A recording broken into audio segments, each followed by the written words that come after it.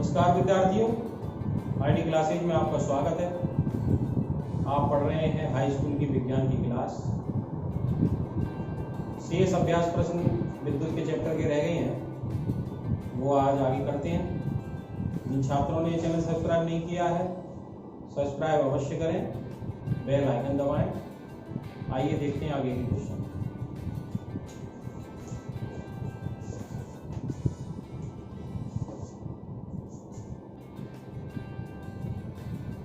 Question number 15 तक करा दिए थे। क्वेश्चन नंबर 16, किसमें अधिक विद्युत ऊर्जा उपभोक्त होती है? एक केस दिया है 250 वाट का टीवी, यानी पी दे रही है, P1 मान लें 250 वाट। ये टीवी के लिए कह रहे हैं, टीवी सेट है।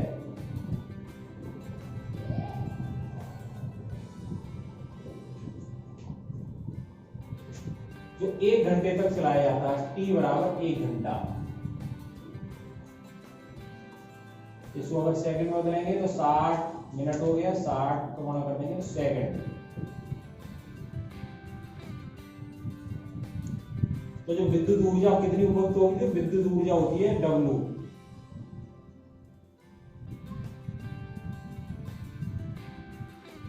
और W बराबर होता है P गुणा T, तो P1 गुणा T। ये भी T1 मान लें, इसके लिए T1, ये टीवी सेट के लिए हो गया। W बराबर आ जाएगी, P है आपकी 250 वाट का और T है आपकी 60 गुणा 60। तो W बराबर, ये सूत्र ध्यान में आ गया होगा। P जो आती है कार्य करने की दर को कहती है, तो इसे W बराबर P गुणा T। तो ये हो गया, लेकिन 1 2 3 10 पे घात 3, तो ये अलग लिख लिए, 3 0 हो गए। और 6 6 36, 25 गुणा 36। W बराबर 25 छिक्के 150, यहाँ से 15, 25 के 75 और 15 90, 10 पे घात 3। इतना जूल आ गई। अगर किलो जूल में बदलना तो 1000 का भाग दे सकते हैं, यानी 10 पे घात 3 हट जाएगा। तो W बराबर 900 किलो जूल।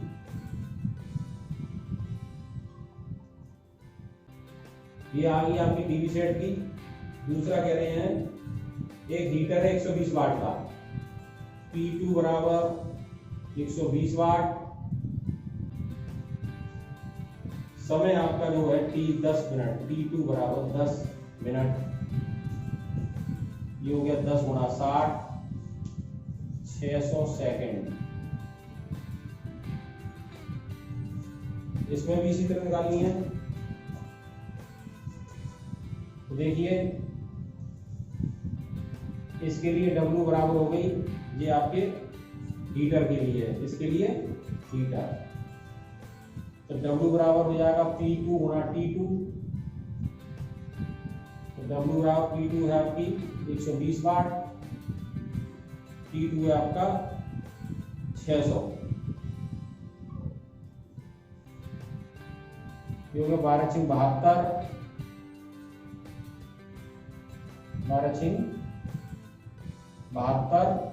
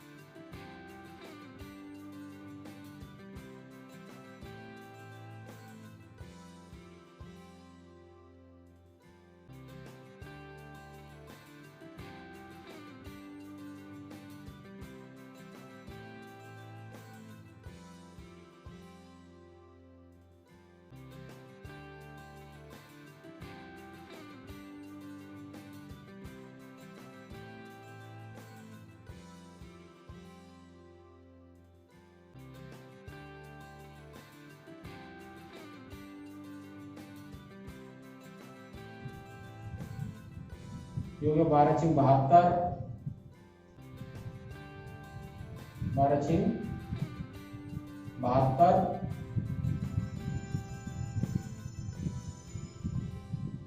1 2 3 12 छिंग 72, 72,000 जूल। तो देखिए ये हो जाएगा आपका T2 120 वाट दी थी, 3 जीरो आ गए आपके, और 12 छिंग 72, 72,000 जूल। तो ये हो गए आपके, अगर किलो जूल में बदलेंगे तो 72 किलो जूल। तो टीवी सेट में ज्यादा ऊर्जा उपभोग हो रही है, टीवी सेट में अधिक ऊर्जा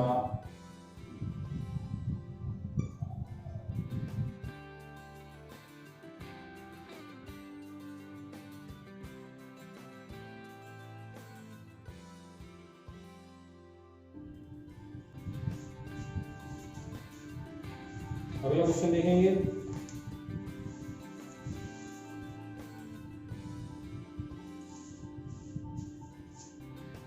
क्वेश्चन नंबर 17,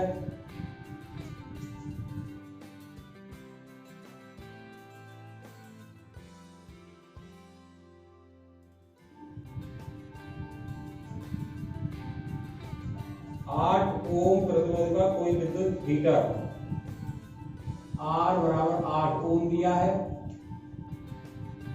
2 घंटे तक, T बराबर 2 घंटे,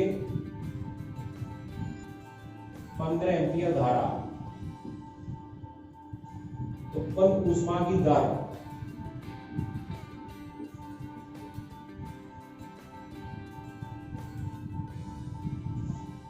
ऊष्मा की दर ज्ञात करनी है। ध्यान देंगे, देखिए ऊष्मा कार्य ऊर्जा के बराबर होती है कार्य की, और ऊष्मा की दर यानी कार्य करने की दर को शक्ति कहते हैं। तो सामर्थ्य पूछिए, P पूछिए, है ना, P पूछिए, P प्रश्नवाचक चिन्ह। तो देखिए P का सूत्र आपने बताया था, P बराबर VI होता है। तो यहाँ T की आवश्यकता नहीं पड़ेगी, कार्य पूछा तो पढ़ते तो T की आवश्यकता नहीं पड़ेगी। अब V यहाँ पर हमें दिया नहीं है, पर R और I दे रखे हैं। तो P बराबर RI और एक I है, RI स्क्वायर हो जाएगा। तो P बराबर R की जगह 8, I की जगह 15 गुणा 15, 15 गुणा 225 होता है। तो P बराबर 8 में 40 का 0, वहां से 4, 8 में 16 4 20, 2 8 में 16 17 18 जूल वाट आएगी। ये P है 1800 वाट।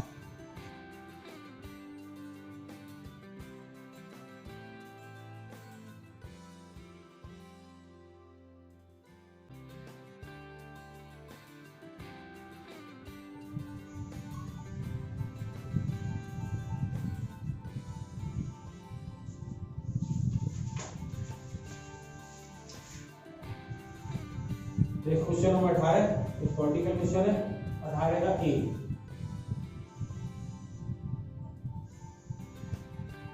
विद्युत लैंपों के तंतुओं के निर्माण में प्रायः एकमात्र टंगस्टन का उपयोग क्यों किया जाता है?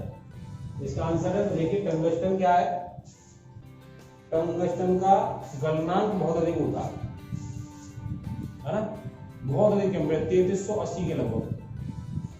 इस टेम्परेचर पर ये गलेगी ना, इसलिए हीट करने पर, गर्म करने पर इतना टेम्परेचर तक ये, मतलब इससे कम टेम्परेचर गलेगी नहीं। इसलिए क्या करते हैं हम, विद्युत लैंपों में क्या होता है, वही टेम्परेचर हो जाता है, गर्म हो जाती है। तो टंगस्टन इसलिए है, इसका गलनांक बहुत अधिक है। तो आंसर क्या लिखेंगे, है ना, आप पूरा आंसर करेंगे, मैं सीधे सीधे लिख रहा हूँ। विद्युत लैंपों के तंतुओं के निर्माण में प्रायः एकमात्र टंगस्टन का उपयोग क्यों किया जाता है? तो क्यों किया जाता है, तो आप लिखेंगे विद्युत लैंप के तंतुओं के निर्माण में टंगस्टन का उपयोग इसलिए किया जाता है क्योंकि इसका गलनांक सबसे अधिक है। तो क्या लिखेंगे, क्योंकि टंगस्टन का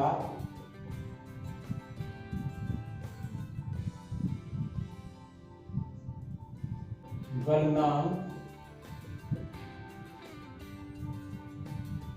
बहुत अधिक,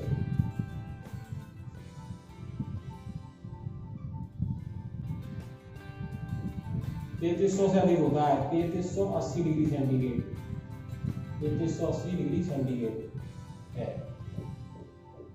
है ना। इसके लिए ही धातु है, इसलिए इसका उपयोग किया जाता है। क्वेश्चन नंबर इसका बी पार्ट है, विद्युत तापन युक्तियों जैसे ब्रेड टोस्टर तथा विद्युत इस्त्री के चालक शुद्ध धातुओं के स्थान पर मिश्र धातुओं के क्यों बनाए जाते हैं, है ना। मिश्र धातुओं क्यों बनाए जाते हैं, जो प्रेस है इसके, है ना, इसके चालक जो होते हैं मिश्र धातुओं के, क्योंकि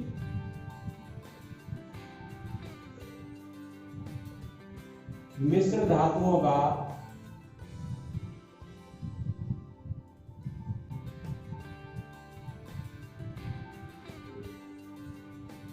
मिश्र धातु ताप बढ़ने पर, मिश्र धातु के चालक ले सकते हो, मिश्र धातु के चालक में ताप बढ़ने पर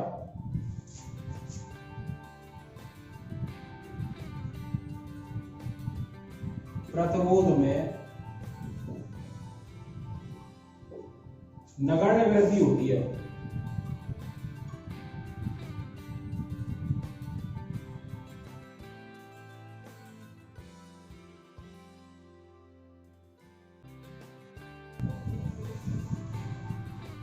ठीक है ना, आपको प्रतिरोध में बताया था ओम के नियम में, ताप जो है आपका, ताप आदि का मतलब परिवर्तन ना हो, है ना, ये कंडीशन थी। ताप बढ़ने पर प्रतिरोध में अंतर आता है, पर यहाँ मिश्र धातु में क्या है कि ताप बढ़ाने पर, क्योंकि प्रेस में भी ताप काफी अधिक हो जाता है, तो ताप बढ़ाने पर उसके प्रतिरोध में नगण्य वृद्धि होती है। मिश्र धातु की एक खासियत है। दूसरा, दहन बहुत कम है मिश्र धातु का, ऑक्सीकरण कम है मिश्र धातु का,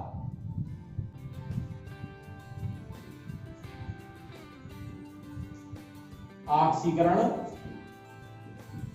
यानी दहन कम होता है।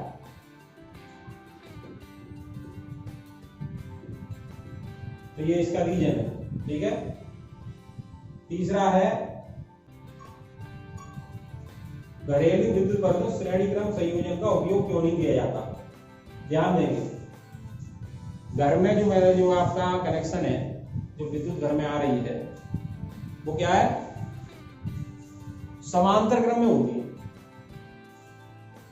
और समांतर क्रम में मैंने पहले ही बताया है, विभवांतर समान होता है, वोल्टेज जो आ रहे हैं उसी पे सब चलती है, धारा अलग अलग होती है। अगर घर का संयोजन श्रेणी क्रम में कर देंगे तो क्या होगा, प्रतिरोध बढ़ जाएगा, क्योंकि श्रेणी क्रम में क्या प्रतिरोध जुड़ता है, प्रत्येक का जुड़ेगा, प्रतिरोध बढ़ जाएगा और विभवांतर कम हो जाएगा, प्रत्येक का अलग अलग हो जाएगा और विभवांतर कम होता जाएगा। इसलिए जितने अधिक यानी प्रकाश, जितना अधिक बल्ब लगाओगे उतना ही प्रकाश कम हो जाएगा।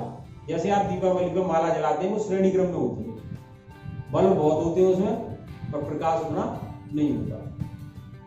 आगे रीजन समझ में, जितने बल्ब लगाओगे उतना ही प्रकाश कम हो जाएगा, क्योंकि विभवांतर कम होता चला जाएगा, प्रतिरोध बढ़ता जाएगा। दूसरी बात है कि श्रेणी क्रम में सभी जितने भी बल्ब हैं वो एक साथ जलेंगे, एक साथ ऑन ऑफ होंगे, एक साथ जलेंगे, एक साथ बंद होंगे। जबकि समांतर क्रम में घरों में देखा है आपको, जो जलाना हो एक उसी का स्विच ऑन कर दो, वही जलता है। इसलिए घरों में जो संयोजन है वो समांतर क्रम में किया जाता है, श्रेणी क्रम में नहीं किया जाता। इसके आंसर में आप क्या लिखेंगे,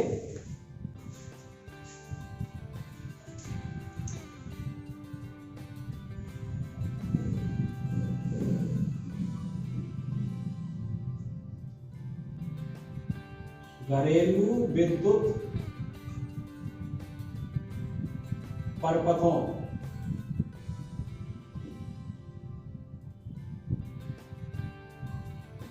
में श्रेणी क्रम संयोजन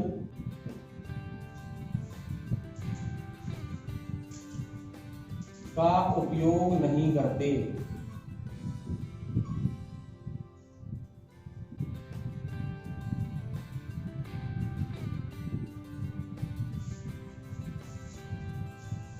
क्योंकि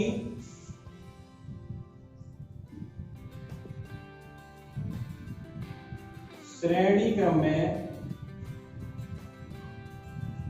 करेंगे, श्रेणी क्रम संयोजन में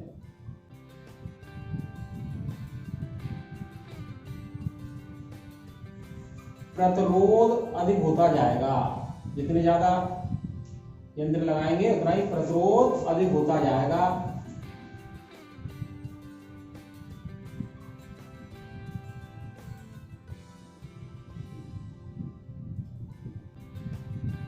तथा विभवांतर कम हो जाएगा।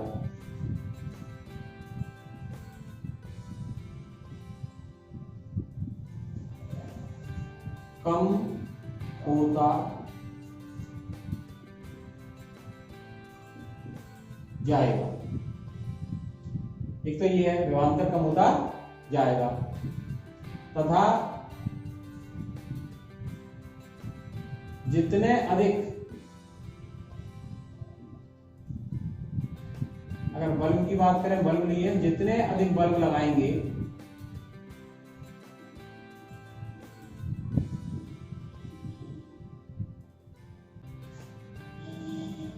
उतना ही प्रकाश कम होता चला जाएगा। उतना ही प्रकाश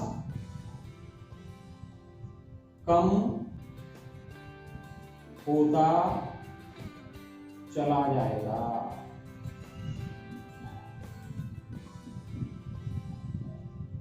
उतना ही प्रकाश कम होता चला जाएगा।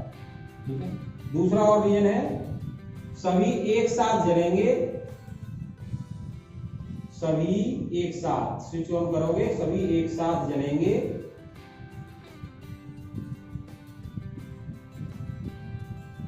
या एक साथ बंद होंगे।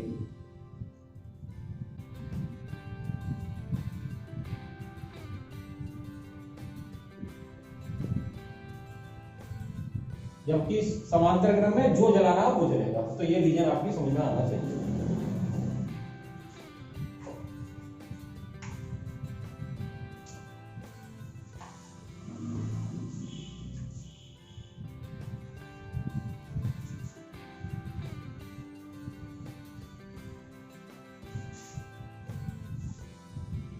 चौथा क्वेश्चन है इसका,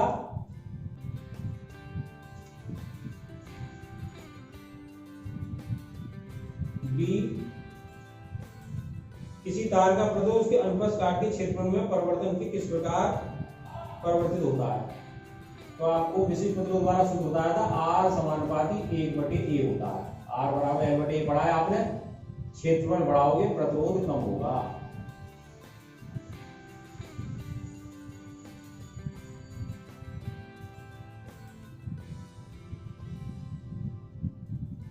क्षेत्रफल बढ़ाने पर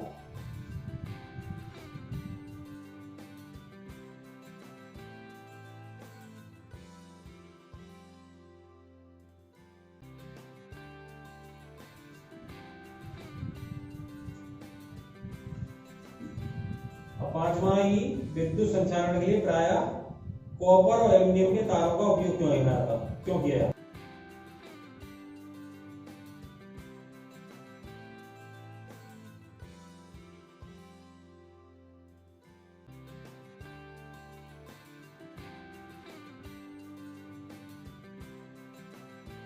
की तुलना करेंगे तो लोहे की कम होती है, कॉपर और एल्यूमिनियम की अधिक होती है चालकता, और विद्युत प्रतिरोधकता कम होती है। विद्युत प्रतिरोधकता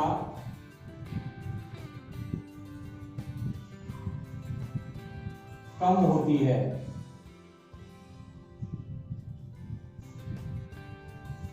और ये तन्य भी होते हैं, पतले पतले तार खींचे जा सकते हैं, तन्य होते हैं।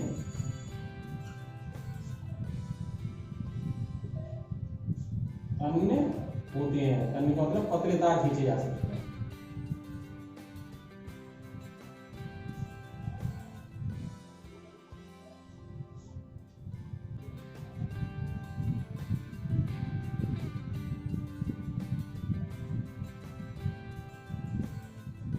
ये आपके प्रश्न के जो चैप्टर के अंत में अभ्यास प्रश्न है वो सभी करा दिए मैंने, इनका ठीक से याद कर लेंगे। अब कुछ क्वेश्चन और बताता हूँ, ये बोर्ड में आ जाते हैं, आपकी किताब में नहीं है, अक्सर बोर्ड में आ जाते हैं। इस बार भी आया था, तो इस तरह के मैं क्वेश्चन लिख के दे रहा हूँ आपको, वो आप करेंगे।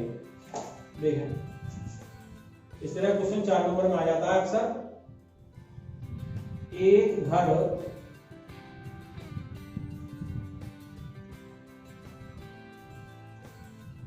50-50 वाट के 4 ट्यूबलाइट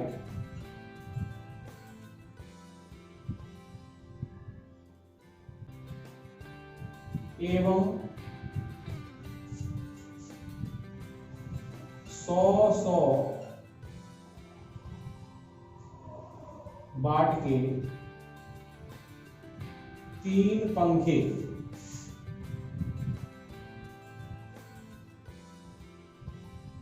प्रतिदिन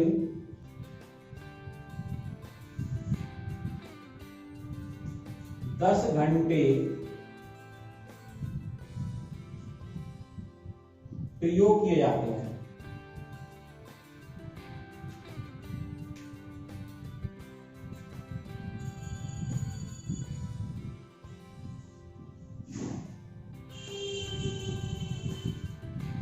एक अशुशक्ति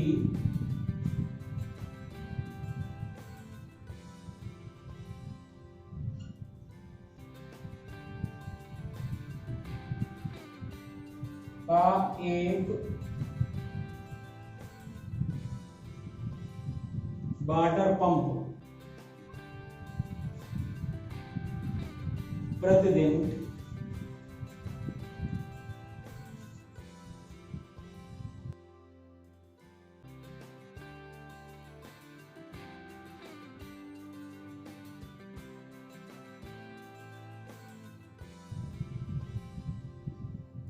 'घर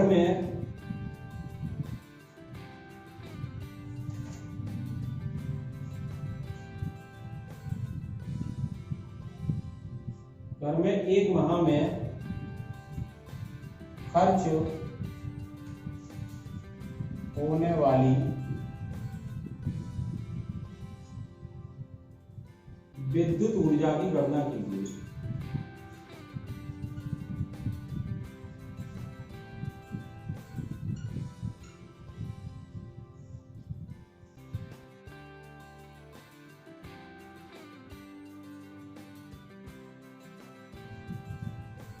देखिए, विद्युत ऊर्जा का मतलब कोई कार्य है, बहुत सिंपल क्वेश्चन होता है, सरल। ध्यान देंगे 4 नंबर में आ जाता है, 7 नंबर में आ जाता है। तो W बराबर आपको मालूम है, कार्य जो होता है P गुणा T। शक्ति थी W/T, कार्य करने की दर को क्षमता कहते हैं, है ना। इसलिए P बराबर W/T से W बराबर P गुणा T। इसका मात्रक आता है वाट सेकेंड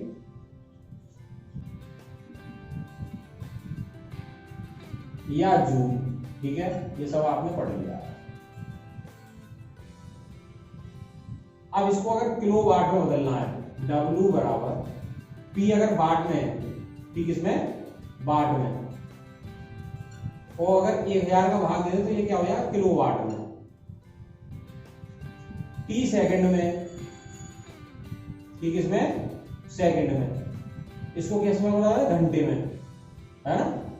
तो T अगर सेकंड में दिया है तो 60 गुणा 60 का भाग देंगे, और नहीं दिया, घंटे दिया, तो घंटे में। तो अगर हम इसको वाट सेकंड माना है तो 60 गुणा 60 का भाग दे देंगे,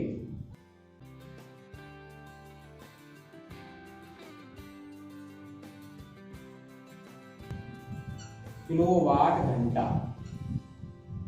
में बदल जाएगा, ठीक है।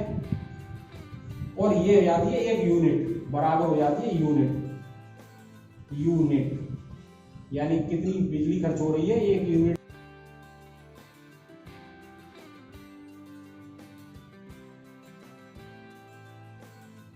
कैसे बोलते हैं, किलोवाट घंटा में।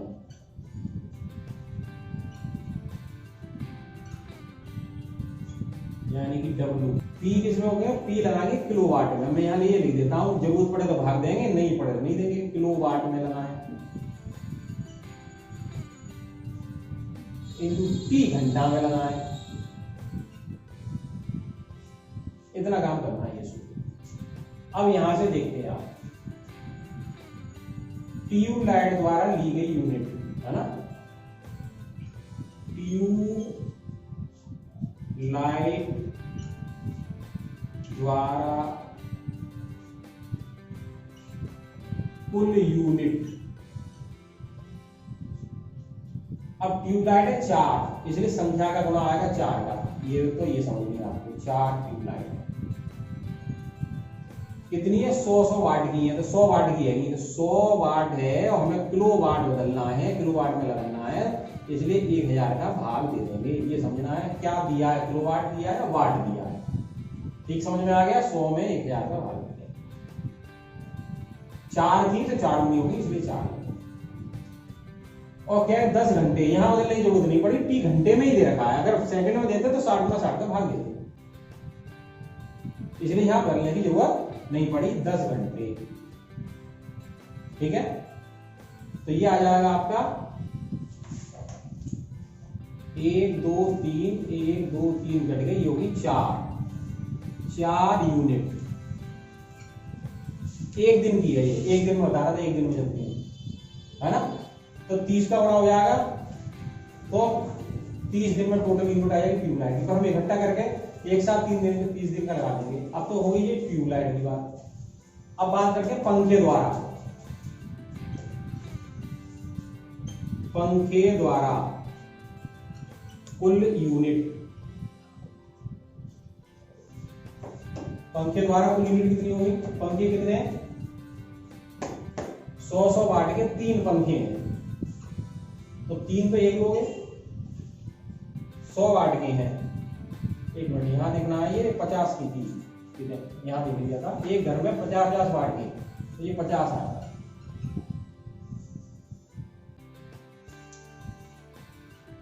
एक 0 ये कटा, एक 0 ये कटा, 5 चौक 20, 5 चौक 20, 2 0 कट जाएगा, 2 यूनिट आएंगे।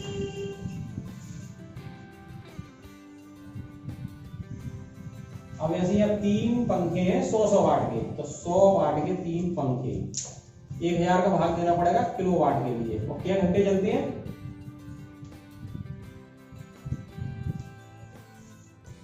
प्रतिदिन ये भी 10 घंटे थे, ये भी 10 सही लगाया था, 10 घंटे एक साथ दिया, 10 घंटे और 10 घंटे। तो 1 2 3 1 2 3, तो इससे आई 3 यूनिट।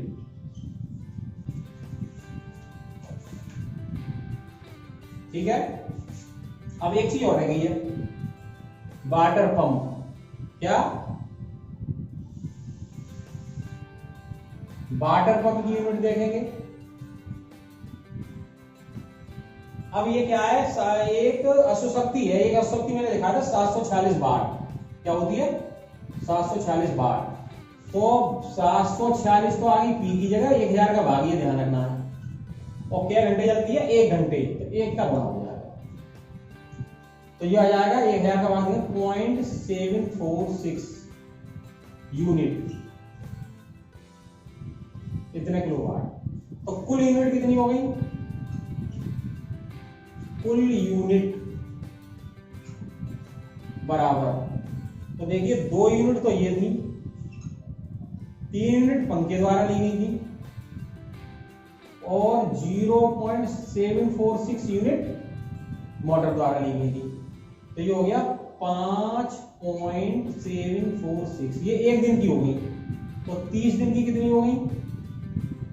30 दिन की यूनिट हो जाएंगी 30 गुणा 5.746, ये हो जाएगा 6 18 के 8, यहाँ से ले 4 12 13 के 3, यहाँ से ले 7 21 22 के 2, यहाँ से 2 5 15 16 17 1 0 3 अंक, तो ये आएगा 172.38 यूनिट।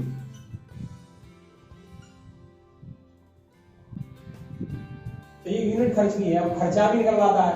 अगर दिया 1 यूनिट का कितना खर्चा है तो गुणा में, तो इस तरह से निकालते हैं, बहुत सिंपल है। आपको क्या करना है, P किलोवाट में चाहिए और T घंटे में लगानी है। इस तरह का एक न्यूमेरिकल आपका आता है। ठीक है, ध्यान से समझ लेंगे। आगे देखते हैं एक और क्वेश्चन, तब समझ में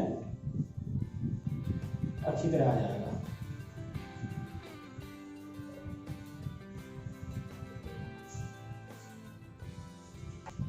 तो इस तरह का यूनिट निकालने के क्वेश्चन का आज अभ्यास कर लेंगे। ये आगे की वीडियो में आगे और सिखाएंगे, इनका अभ्यास करेंगे, जिससे ये पेपर में 4 नंबर के या 7 नंबर का क्वेश्चन आता है तो ठीक से आप कर सकें इसको। बहुत सिंपल क्वेश्चन होता है, इसलिए अभ्यास अवश्य करेंगे। इस चैप्टर की प्रत्येक चीज करा दी है मैंने, जो रहा होगा तो अगली वीडियो में शेष चीजें और डिस्कशन कर लेंगे। वीडियो पसंद आई हो तो लाइक अवश्य करें, अपने मित्रों को शेयर करें। आपके कोई सुझाव हो तो हमें बताएं, जिससे हम कोशिश करें और अच्छी आपको वीडियो बना सकें। धन्यवाद।